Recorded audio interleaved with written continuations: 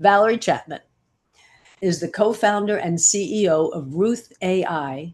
It's an AI-powered career platform building AI agents about personal branding, salary negotiation, and career advancement. Her mission is to close the gender wage gap of $1.6 trillion. We're going to dive deep into Valerie's multifaceted story, from laid off twice in a short time frame to her pivot and use of AI to create visibility, which led to being featured in Fortune magazine as an AI founder. She'll give you some practical steps making you more visible too.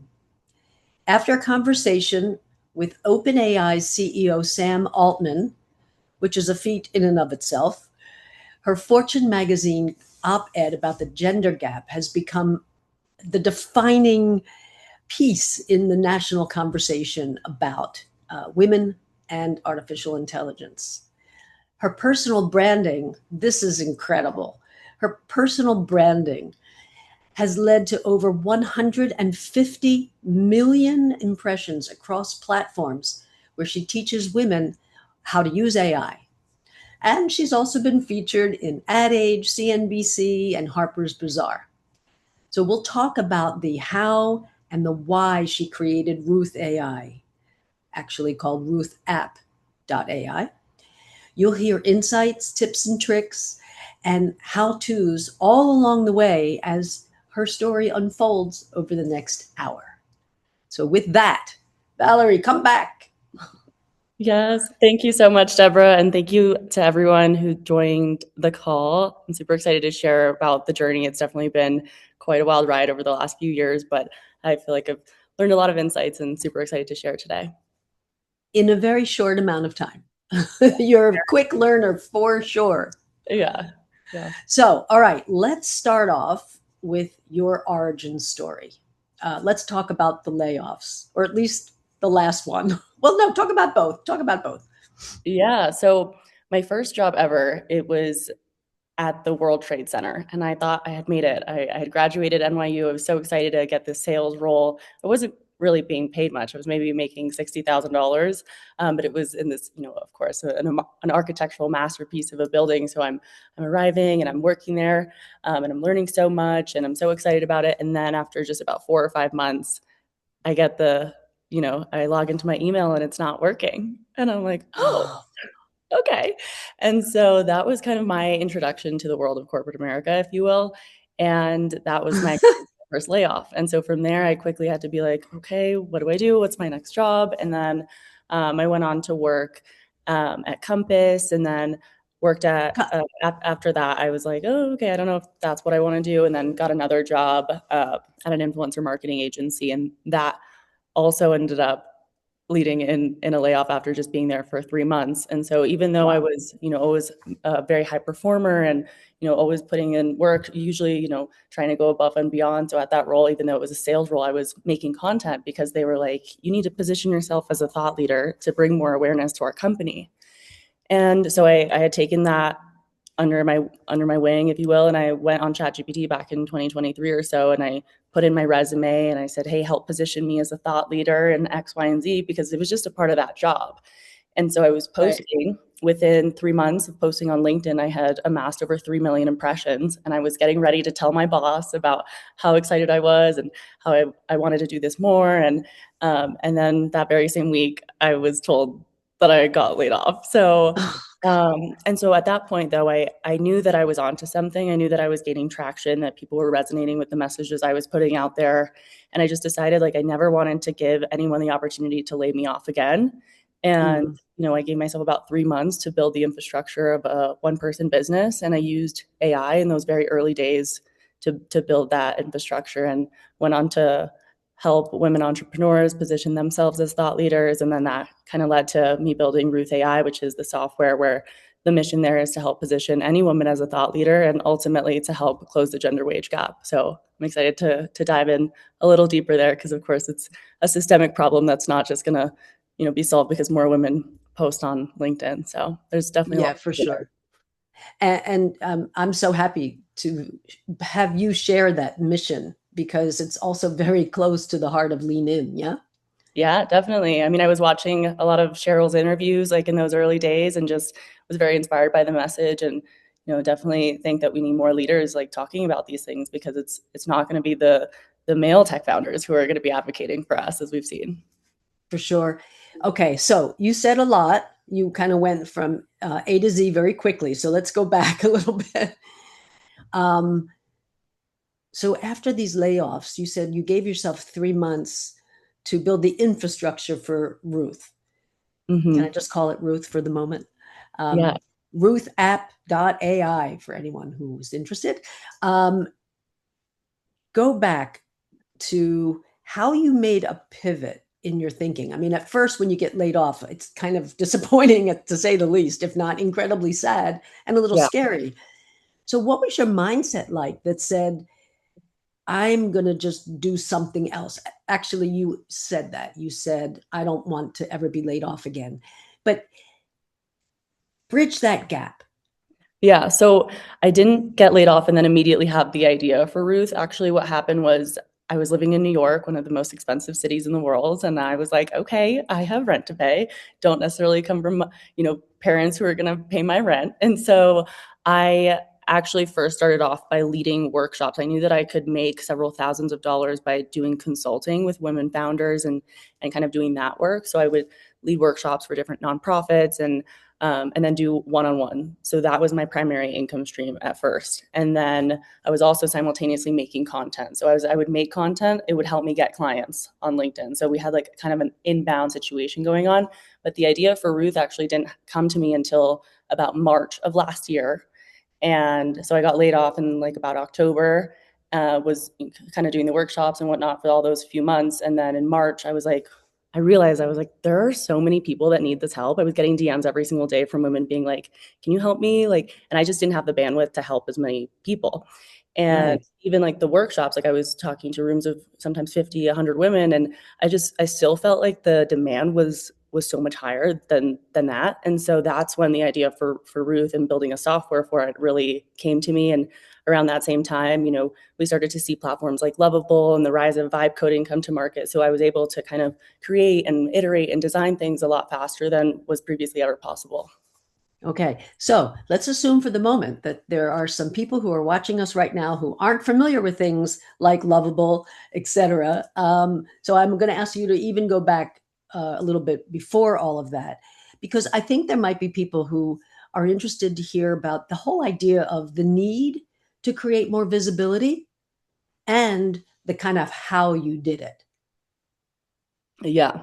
Yeah. I mean, being visible right now is more important than ever, especially as we're transitioning into a more agentic era, right? Like where if you aren't populating within these LLMs, aka a ChatGPT or a Claude, you're basically invisible, right? So we were kind of living in a time before with social media where you could get away with posting a selfie or a photo of you and a flower emoji as the caption. And now, a lot of these LLMs are scraping these social media platforms to essentially train their models. So you have to be posting your business acumen. You have to be kind of sharing an interdisciplinary perspective. And so that's really what I talk about a lot is how can women use AI to build their personal brand and more specifically to share perhaps an interdisciplinary perspective. So when I first started making content, what that looked like for me was, I would end all my posts with follow me, Valerie Chapman, for the latest in AI, personal branding, and the future of work.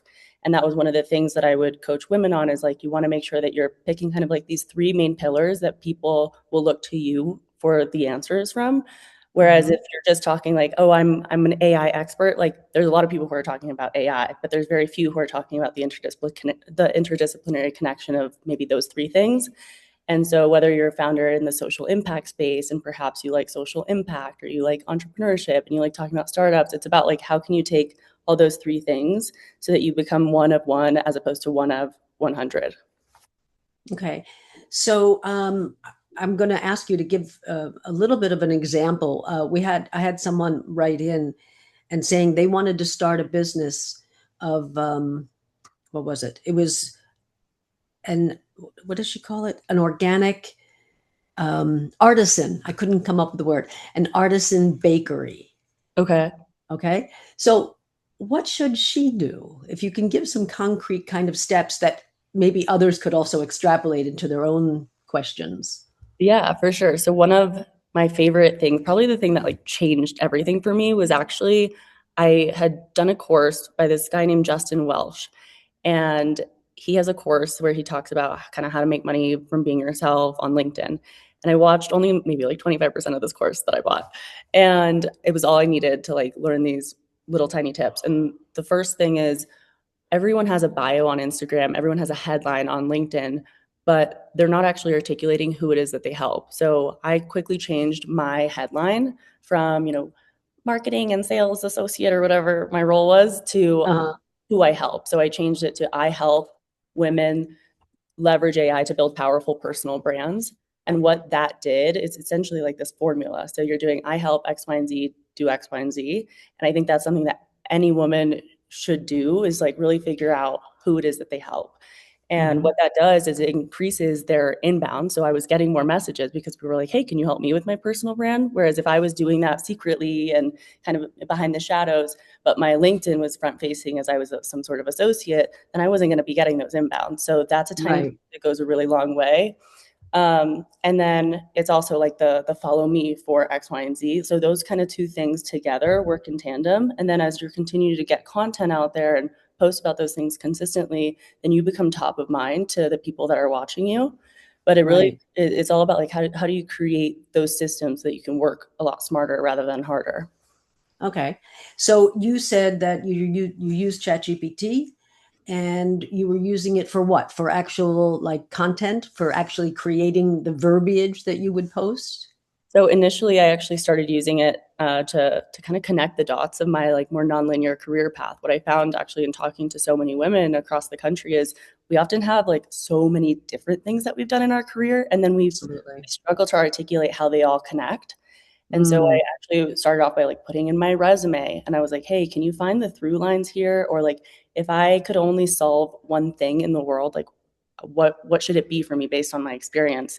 And I also right. started to think about like what were movements or like things in the past or people that had inspired me and what were they focused on. So I was very inspired, for instance, by like the women's suffrage movement. And so I started to think, wow, if I could only solve one thing, like it would be so cool if I could help close the gender wage gap. So I think it comes down to like knowing what your strengths are. For me, it was marketing, it was sales, but it was also like identifying what it is that that mission was for me. So for some Hmm. people, it might be, solving climate change, or it might be like working on, food insecurity. And so everyone I think has something that they have an affinity towards, but perhaps Right. they're in a role that isn't allowing them to kind of think that big.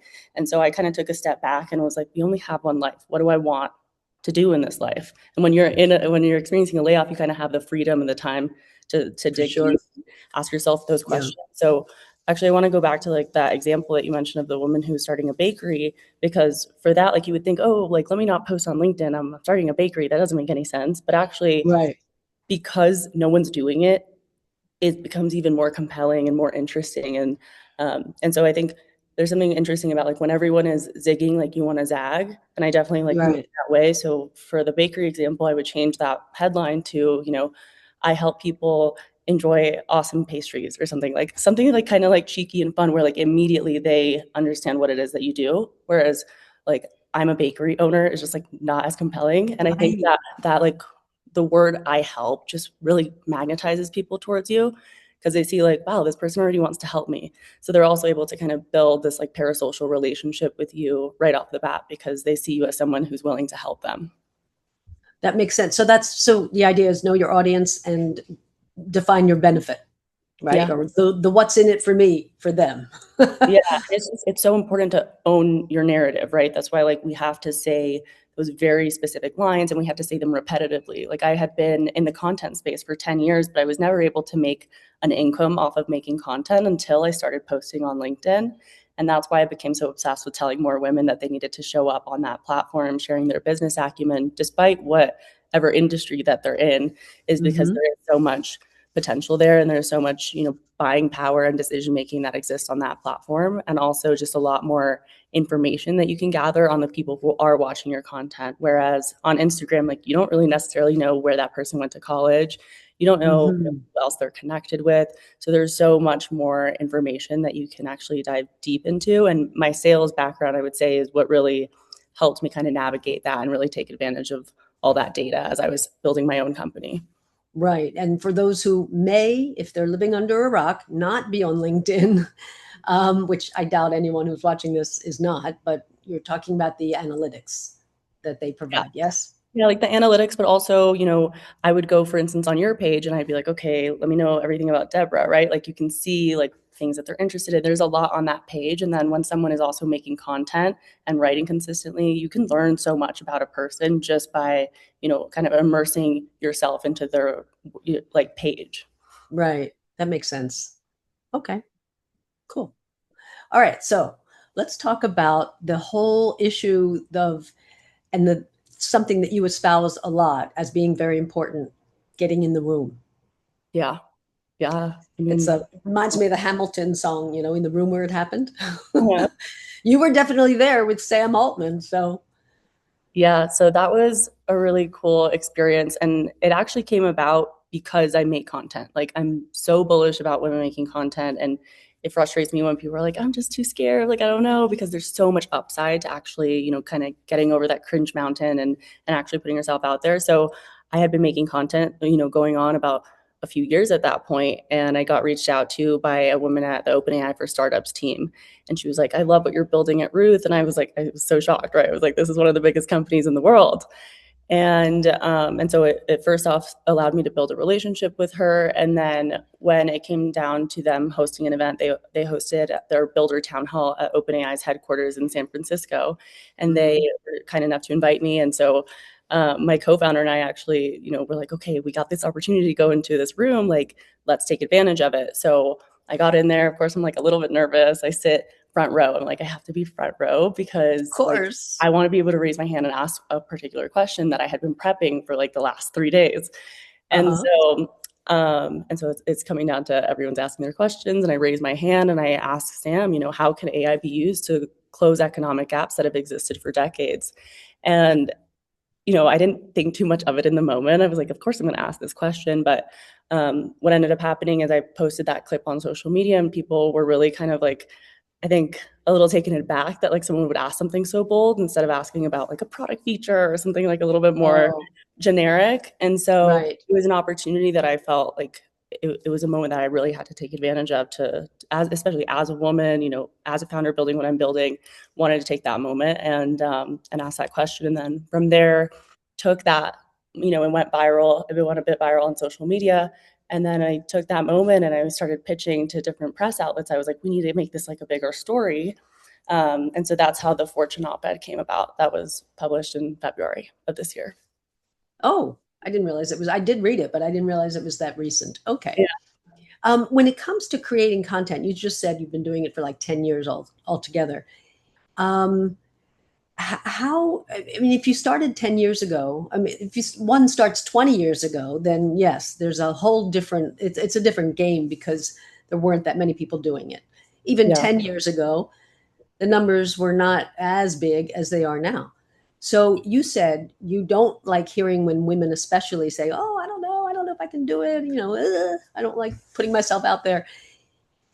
How can people who are trying to create content or will, how can they break through the clutter? Yeah. I mean, those first few things that I mentioned about the I help statement in the headline is like a non-negotiable. That's my step number one is making sure that you're positioned the right way. Cause you can make all the content in the world, but if you're not Mhm. positioned in that way, then I don't know how far it's going to take you, right? So it's about getting that infrastructure set up. So I would 100% like today everyone should change their bio to this I help formula and work with ChatGPT to be like, okay, this is the mission I have. Can you help me reverse engineer this and help me figure out what my I help statement should be? And I would like recommend like just go stalk my page and like basically just like use those same formats because I've gone through all the hard stuff for you. Uh-huh. And then and then in terms of like actually making content, you want to keep the videos like ideally if you're comfortable doing video, that will lead to a Mhm. lot of growth. That I would say is what led. More so than not, yes? Yeah, like if I was only doing written content, I can't say that I would have amassed over 150 million impressions in the last, year or so. And Sure. so it was definitely video that did that. But when I started, I was also a little bit apprehensive to get video content on LinkedIn because I was like, all my employers are on there, like all my, and I hear that a lot from people. People are a little bit like resistant about that. But Hmm. so I started off with writing, kind of just getting used to being on the platform in general as someone who's now writing, right? Because a lot of people like set up their profile on LinkedIn and treat it like a resume, but they don't necessarily post thought leadership Right. content. Or they'll post maybe like when they're at a cool conference, but they're not doing it every single day or at least 4 times a week, which is what I recommend. And so, I would say it's about being consistent. It's like once you set up those like main things that I mentioned, then you're creating content over and over again. And after 30 days, it compounds. After, 2 months, it compounds. After about 3 months, I think that's where you start to see the breakthrough. The breakthrough happens after month 3, and that's when, people start to see your face a few times. And they would say Hmm. like you have to see something like 11 times or something like that before you decide you want to purchase it. I think it's very similar in the content world. Like people need to see you many, many, many times before they're going to maybe reach out to you for something. And so, Right. so it does take a little bit of being willing to kind of step into the game and do the uncomfortable thing and not get the likes at first and not get the comments at first. Like when I was first starting, I was getting maybe 6 likes, 10 likes, 30 likes the first like few months. And then, over time, it's just like in finance, like things compound. And now, my post will get anywhere between 100 likes or 300 likes, or the outliers will get several thousand likes. So it's about like being willing to stay in the game long enough to see it Hmm. compound. So it's not an issue of, oh my God, I don't want to appear like I'm sort of too pushy. The Yeah. actual consistency is really important. The Yeah. consistency is so important. I actually have other content creator friends who have even greater followings than me, and they're filming like 6 to 7 videos a day. I mean, I Okay. don't do that. Like that's crazy. Oh, wow. But like, the people who are at the top of their game are absolute animals. They are as consistent as you could ever imagine. And it's because they know that they're not annoying anyone. Like with the algorithm, we're so inundated with so much coming on our feed, people don't even remember. You're just scrolling, scrolling, scrolling. So you just want to make sure that hopefully one of your videos gets, in there. And if you're Right. just showing up once a week, you're not populating in these people's feeds nearly as much as you could be. Yeah, I think there's a real misconception with that. I think people feel like, oh, I don't want to, be too bold or too, and basically, I love what you're saying that you can't be. Yeah, you can't be. And of course, like there's going to be some people, and usually it's the people closest to you that'll, kind of be your first haters. But like you really have to have that thick skin, and it's like it's part of it. Like if you want to experience the upside that comes with having an audience and creating and working for yourself, it does mean that you're going to have to just do things a little differently than most. Yeah, that makes sense. You mentioned before that one of the things that one of the tools I guess you used was good strategic thinking. When you went to hear a whole bunch of, you were in a room with a bunch of VCs, and you said something like 60% of VCs are investing in AI. Now, there's lots of news, in the last month, let's say, talking about that's not going to happen. It's going to be a bust. Blah blah blah. Um, how did that?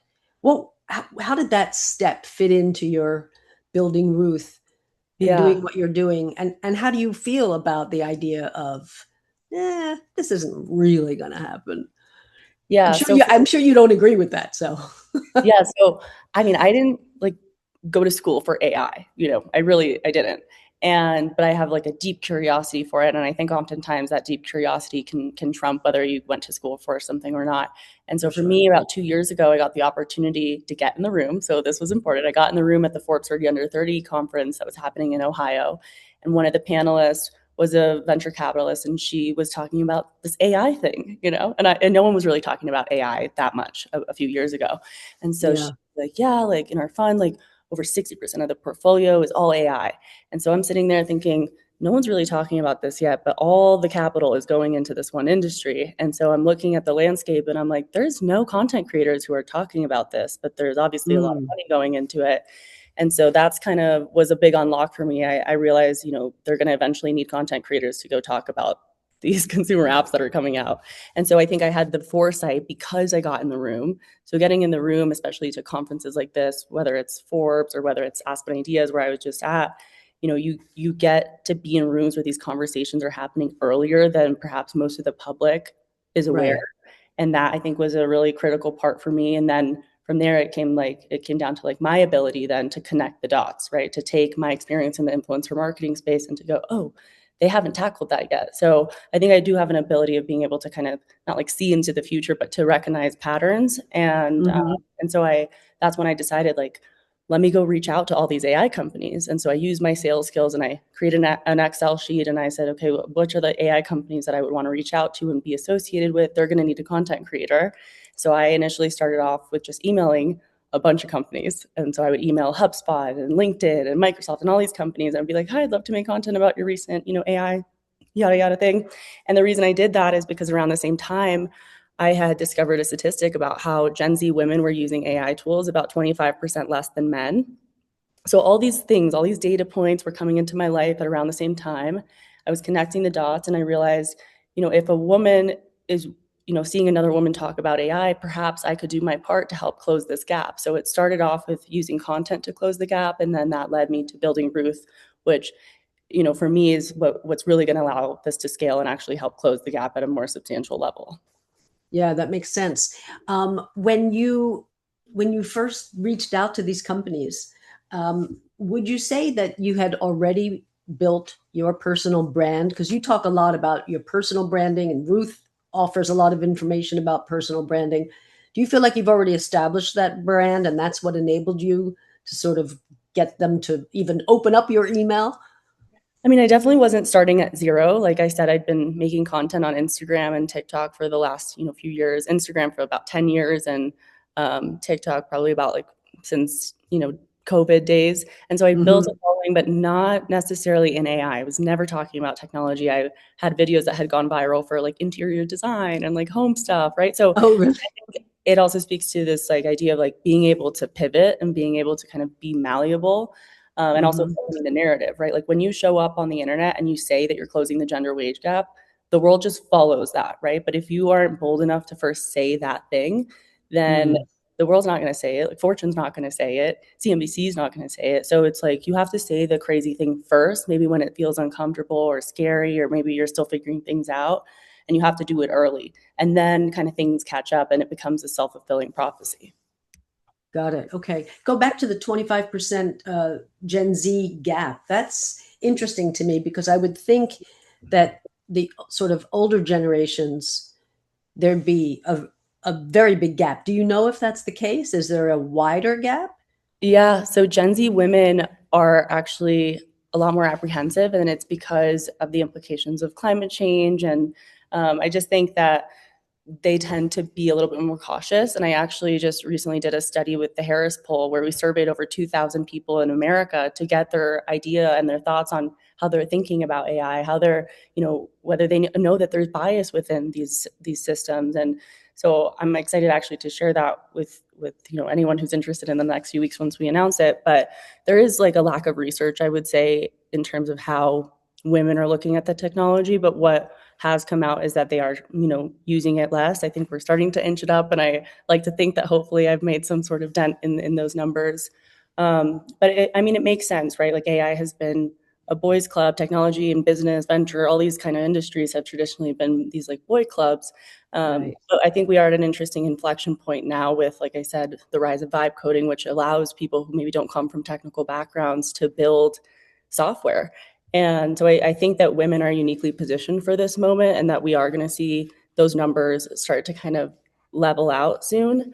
But that's not to say that these women don't have a point, right? Like they are fair to kind of be distrustful of these tools because there is also, things like gender bias within the LLMs that I have Yep. spent a lot of time doing research on, and also has really inspired the mission with Ruth. And I'm happy to go into that more. But like actually, for instance, there was a study out of Berlin in 2025, that showed, a woman was asking like, hey, like, how much do I ask for this job offer? And she was told to ask for $120,000 less than a man with the very same qualifications. So there's, Wow. more research is being done in that space. We're working on that on the research arm of Ruth as well to uncover more of this bias and figure out how we can, create a platform that women can trust for one of the biggest career decisions of their lives. God, that's crazy. That's a huge difference.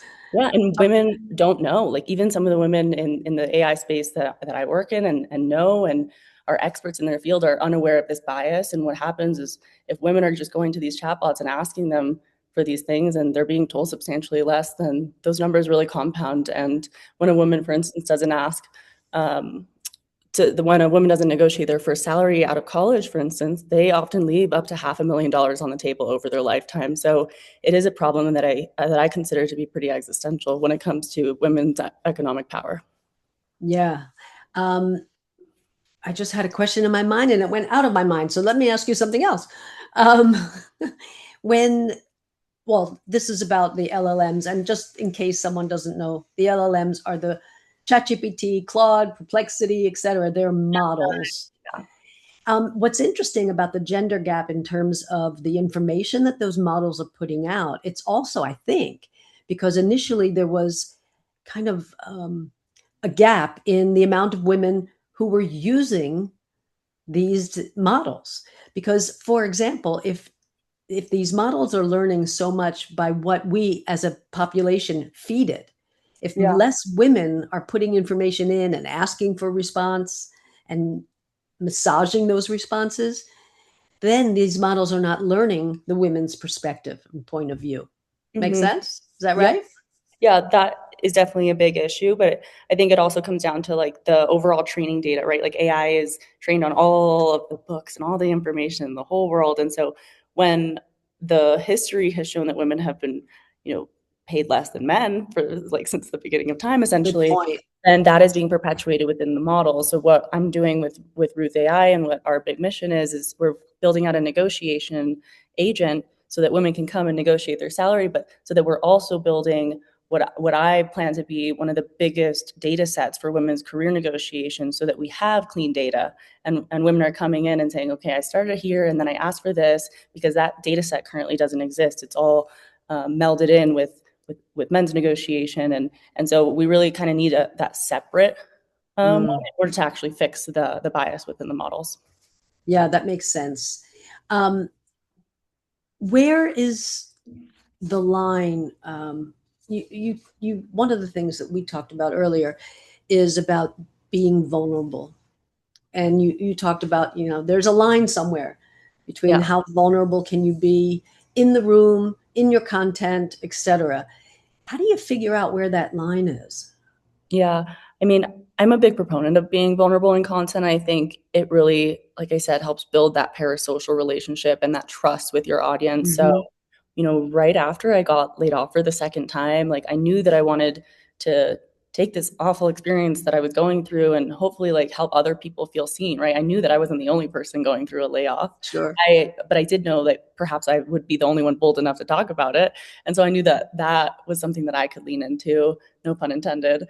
Um, Right. and uh, and so one of my first few posts that had gone viral was, my hook was, I got laid off twice by 25. And that is actually At what by got age 25. by age 25. And that's actually what got picked up by Fortune. And they didn't just write about it once, they wrote about it two times in the same week. So it's like that, I think, was a big testament to the power of vulnerability. And I could have chosen to not tell that story and to act like Sure. everything's perfect or just talk about, other things that were interesting to me. But what that did is it built this following and this audience of people who've now been watching my journey from this, like, being in the depths of like not despair, that's like so dramatic, but like, rock bottom point in one's life.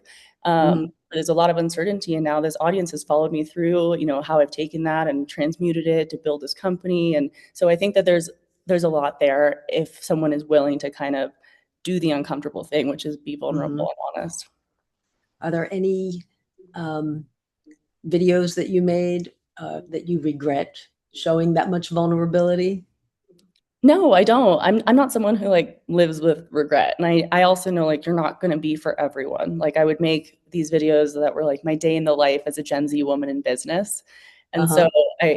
I purposely branded it as such. I knew that those three terms were kind of controversial, especially when you put them together, right? Like people have a thing against Gen Z and how they don't like to work, and then they have, Right. against women who are vocal and loud, and then add that onto like someone who wants to be in business. So I knew that that would kind of be controversial, and so some of those videos have reached like over 30 million impressions, and they're just a day in my life video. But the older men, for instance, on LinkedIn, who I think don't know that you can see, your employer can like see that you're posting like mean troll comments, and so Uh-huh. I'll get some of those. And if I didn't maybe have thick skin, I'd be like, oh, maybe I shouldn't have posted that. But it's also the very video that has also created such a strong affinity for my content as well. So you can't really live like that, I don't think. That makes sense. Okay. Um, Another thing that you talk about is sort of a bigger bias problem. Um, and a lot of people, yourself included, think that AI is the great equalizer. Hmm. Um, let's talk about that. Let's talk about, um, I don't know, I would think there's more parity, but some of the data that you are collecting show all the differences. So, Hmm. how is it the equalizer and how is it not the Yeah. equalizer? Well, I think right now, of course, it isn't, right? But I think the ambition is that perhaps one day it can be. But I also think it's important to know like AI can be a great equalizer, but right now that's the case for people who are very high agency. Like for a high agency individual, which I definitely had always been my whole life, Hmm. AI was this thing, this missing link that kind of allowed me to do all the things that I would always wanted to do, right? Like I would never be able to work for myself and to be doing this work if I didn't use AI. So when I hear that women are apprehensive about it, I'm just like, it's because maybe they haven't spent enough time using it, or they're not asking the right questions, or, I think oftentimes it's the people who are very against something that is also the least informed on it, or Yeah, that maybe makes sense. informed on like the negative side of it. And so I think it's important to know both sides of the story. And then in terms of it actually becoming an equalizing force, I think it comes down to not only men being the ones that build the technology, but women building the technology because they have a totally different perspective on how they're looking at life. So AI will never be an equalizing force if only men are building it. And so that's why I'm so bullish on making sure that women are building AI for good. That's why I host hackathons and skyscrapers for women, and we've partnered with OpenAI and Lovable. And it's like, how do we bring institutional power to come back this? Because it is an existential problem if 50% of the population doesn't feel like they should be a part of building the future. Right. Okay. A lot of what you're all about, and I think you said you wanted to be known for what can agentic AI do for women. Hmm. First of all, explain that because there may be people who are not familiar with the whole concept of agents and agentic AI. Yeah.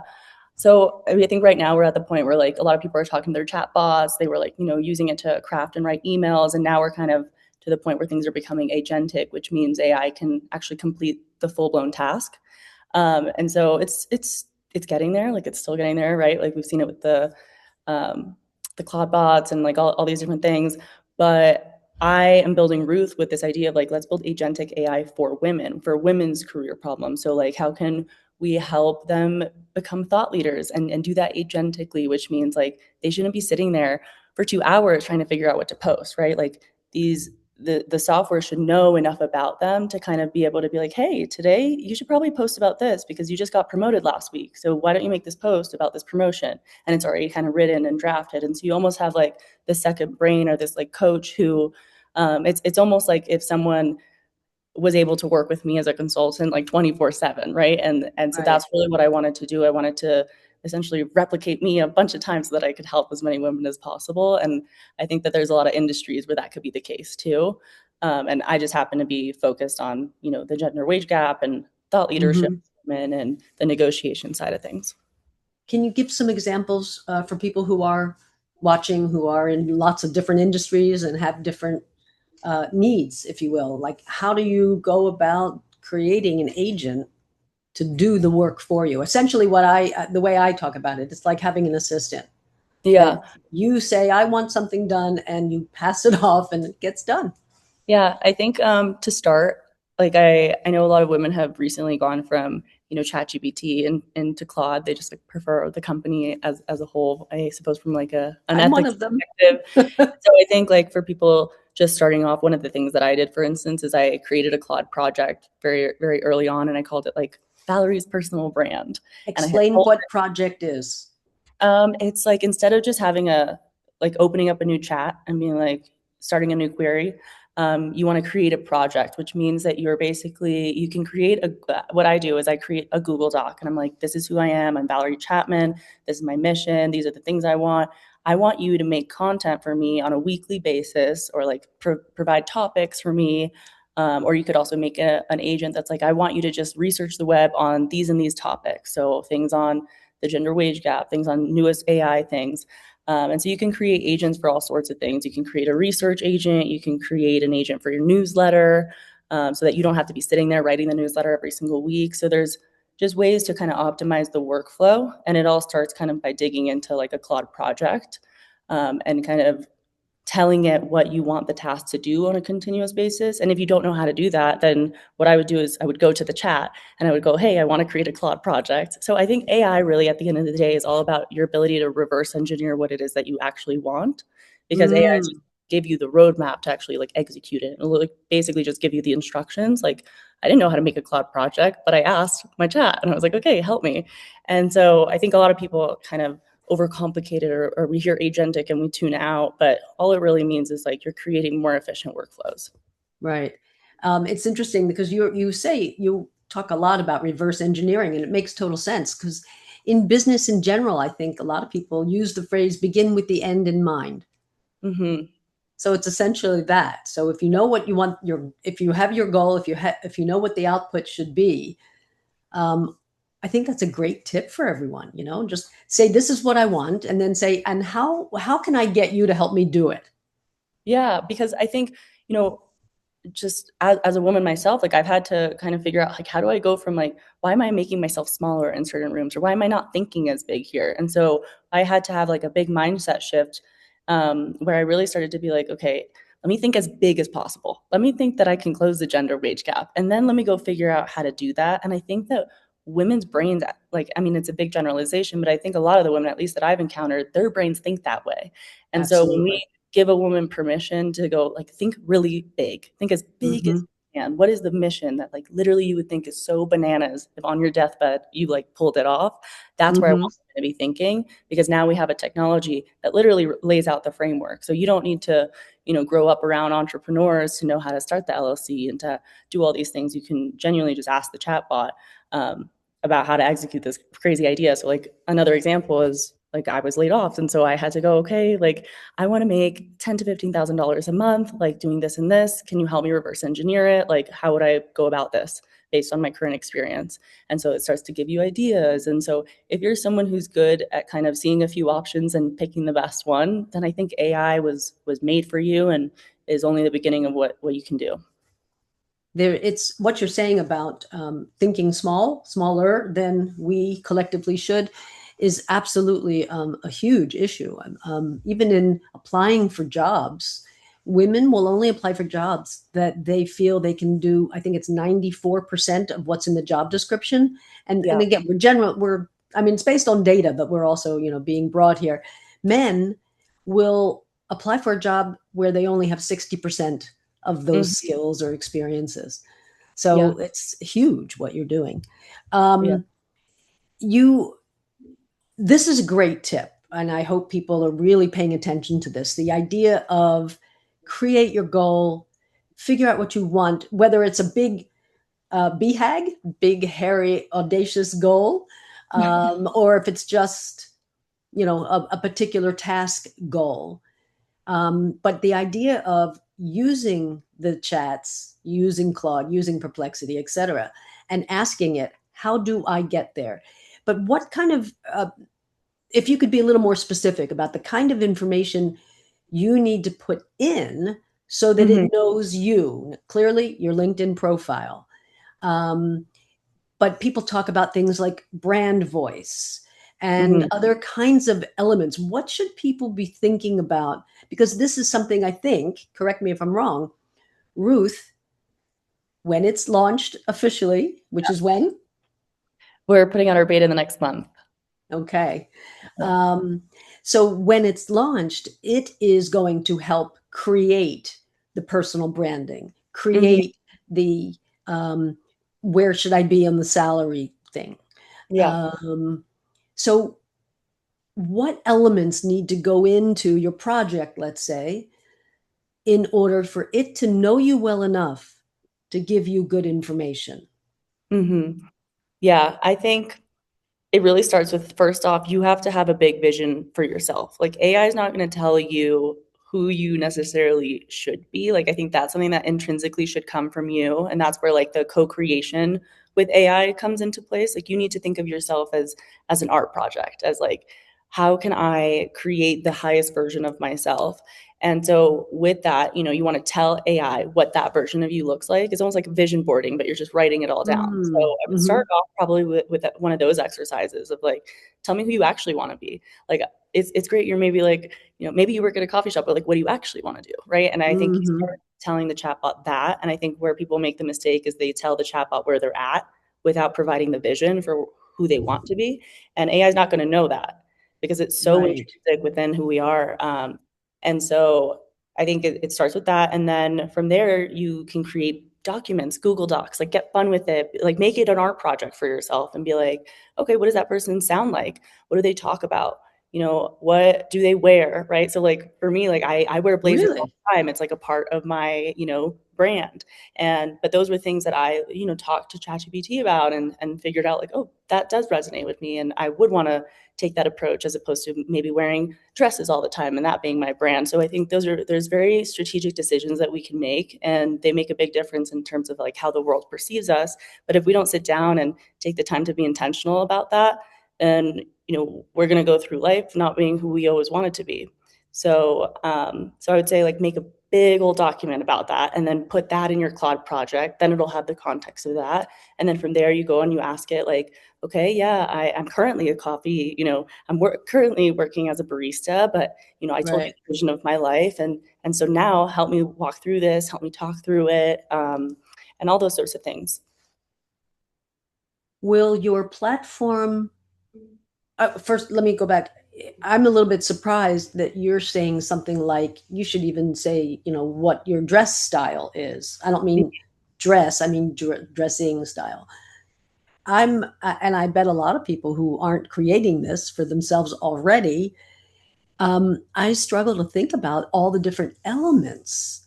Mm-hmm. So it's how you dress, how you like to speak, whether it's a friendly tone, whether it's a very, buttoned up professional tone, um, things you think about. I get the idea of like totally start out with your big goal, but where can we just ask the AI and say, I want to create, I'll call it a dossier of Mm-hmm. myself that you can use for the context of me.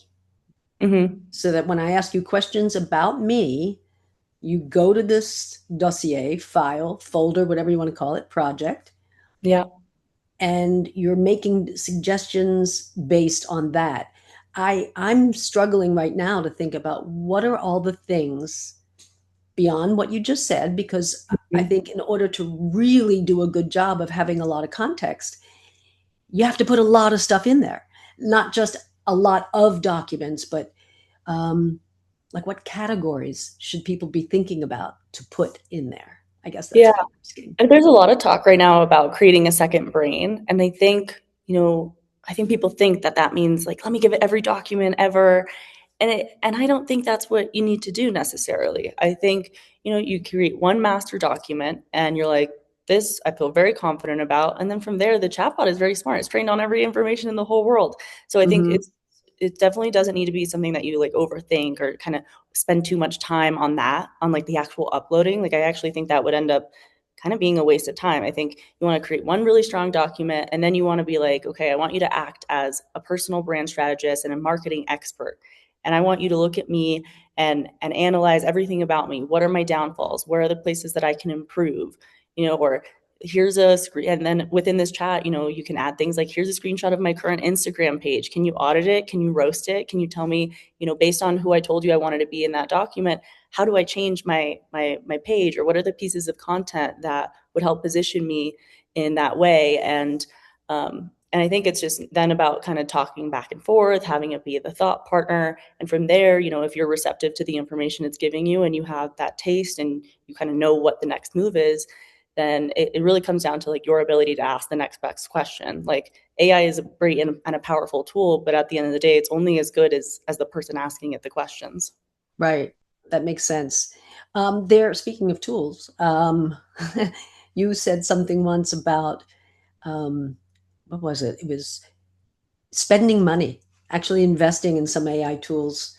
And you were saying a lot of something about women, spending X amount of dollars on coffee, and you decided I'm not going to drink coffee, or maybe not Oh, that. no, I still drink coffee, but I did. So early on, like I had watched a video. I don't remember whose video it was, but it was, one of those when you're scrolling. It was one of those that resonated. Yeah. And Something that made you stop scrolling. yeah, yeah. And it was like the people, this was about 2-ish years ago. And it was like the people who spend $1,000, I know it's a lot, but I heard this and I was like, whoa. So they were like, the people who spend, a couple hundred, $1,000 on AI tools today will be the future millionaires. And I was like, oh, no. I was like, okay, I need to lock in.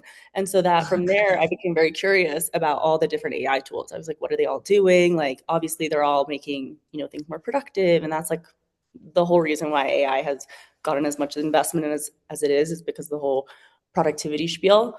Right. So I started to learn all about them. And I think the first step is like, you always want to make sure what's on the market, right? Because these are platforms and tools that are getting millions of millions, hundreds of millions of investments oftentimes. So you at least want to be cognizant of what's happening. And I think that first off gives you a leg up. And Sorry, so but where would people become cognizant of that? What should they be looking at and reading? Yeah, well, I actually have a newsletter called the Ruth Report where I cover all the latest things that are happening in AI as a woman building on the ground in Silicon Valley. So I just put that out a few weeks ago. So we're on our tenth issue. So I would say that's definitely a great resource. But if you're not going to do that, then what you can do is you can create, like I said, a research agent. And you can be like, I want you to tell me all the latest AI news that's coming up. I want to know, like, if OpenAI has put something out, if Claude's put something out, like, put me a little report and a debrief and send it to my email every single week. And so those are things that you could use Claude to set up so that you don't feel constantly inundated with all this information and kind of like you're Right. drowning. And so, yeah, there's so much information, even for myself being, so embedded in this world. Like I had to create the newsletter just so that I could keep up with it myself. Oh, okay. Then what were you looking at to make the newsletter? So I do have like a Claude project that does exactly what I just told you, where it scrapes the Okay. internet, and that's kind of how I keep up with it. And then from there, I add my voice and I use a different chatbot that is trained on all my other newsletters. And that kind of helps me get to a point where I'm iterating and I'm getting to a point where I'm like, oh, I like that paragraph there. Like, but it's still very much, has a human in the loop. All of the work I would say that I do has me in the loop because I don't want to outsource that completely to Hmm. AI. And I think that is a mistake, especially in the world of personal branding. It has to be so personal and it has to be your story. And all the AI in the world doesn't matter if you're not willing to, also be in there and telling it like, this was my experience. Like I got laid off. Hmm. I want to make that post about this today. Or for my newsletter, like let's start with this thing that happened to me at this conference. And so I think you have to have taste, which everyone's talking about. Hmm. And it is a crucial part to being successful when it comes to building a personal brand. AI, I think, can help you create a larger amount of output, right? It can help you keep Hmm. up with the demands of the algorithm, but it's not going to do everything for you. Right, for sure. So listen, AI is certainly going to be one of the tools that you will recommend. Uh, Hmm. but what about some other tools that people could use besides that? I mean, you have a pretty specific mission, vision, and purpose for Ruth, um, Hmm. which is fabulous, by the way. Thank And you. it's wonderful, the impact I feel very strongly about that you're going to have. Thank you so But just real quickly, just what are some other tools people should be looking at? Yeah, I think one for me that I am obsessed with, especially when you have to get your mind right, or if you're someone who like loves affirmations, this is one of my techniques that I would teach in my workshops in my earlier days. And it's called Notebook LM. So it's a Mm, tool from Google, but a lot of people use it to kind of they'll take like a research paper and they'll have these AI bots have a conversation about that research paper. Great way to use it. The way that I like to use it is I would take that document that I told you all to make about like who's your highest self. hmm.